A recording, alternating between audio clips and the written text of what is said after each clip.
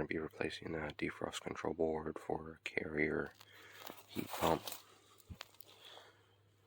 Model 25HCD342A00311010.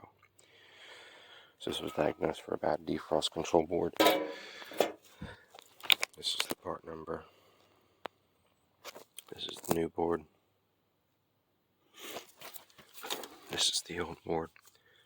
It's a direct plug and play swap. Before you get started, don't forget to pull out your disconnect. It kills power to the equipment, and then turn the thermostat off. All it's going to be is one screw comes out. Whole board's going to slide off.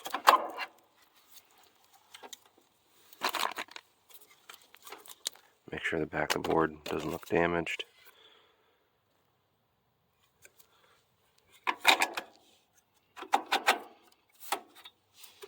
Now this is just kind of hanging here. You can just do one plug at a time.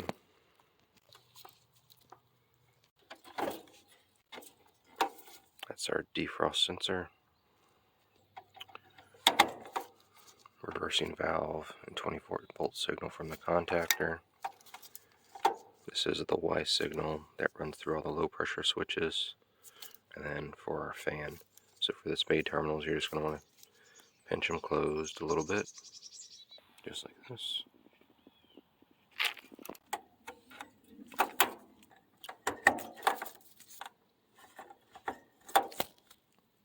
Alright, and if you're confused on any wiring, don't forget to check the door for the schematic. As you can see, all your plugs. So this was just the ones we put in. This is your one coming from the thermostat wiring. That's your defrost temperature sensor. It even gives you all the colors in case you accidentally mix up your wiring. Alright, now we're ready to restore power. And then we'll cycle defrost. So this one specifically, the pink wire, is our defrost bimetal switch. So it's just a snap disc essentially. All you have to do to see if it's closed is check the continuity.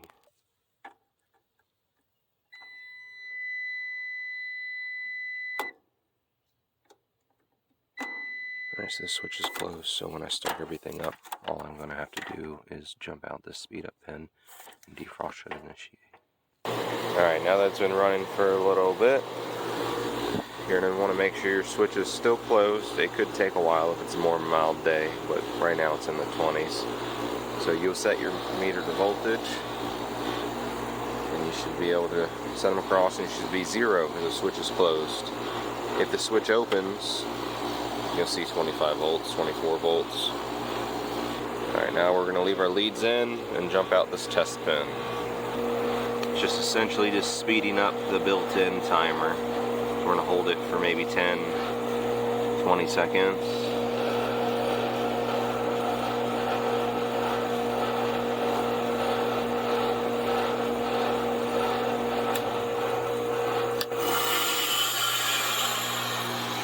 There we go. Let's see the whole defrost process.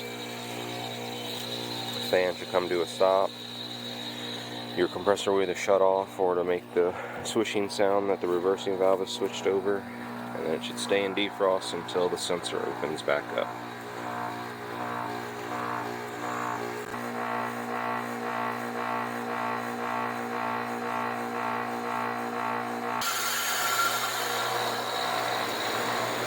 Alright, there it is. Sensor open. It's no longer below its temperature set point. Now the system will run like normal. And then the switch will close. It'll run through its whole timer. Potentially 60 minutes of continuous runtime, and then it'll cycle on its own in defrost. Hope this helps.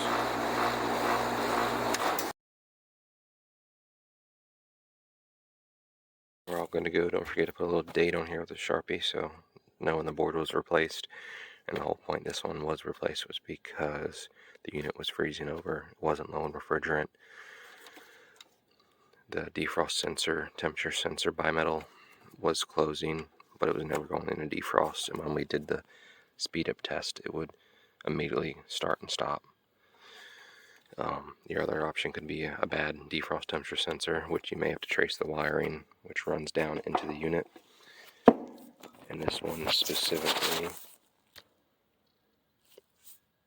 you can see, runs right to the left of the screen, clips onto one of the coil bins. If you want to make sure that sensor is working, you may have to take the top off, just a few screws around the side, move the fan out of the way, get the sensor out, and test it with something cold to see if the switch is closing, because maybe you just have a bad switch.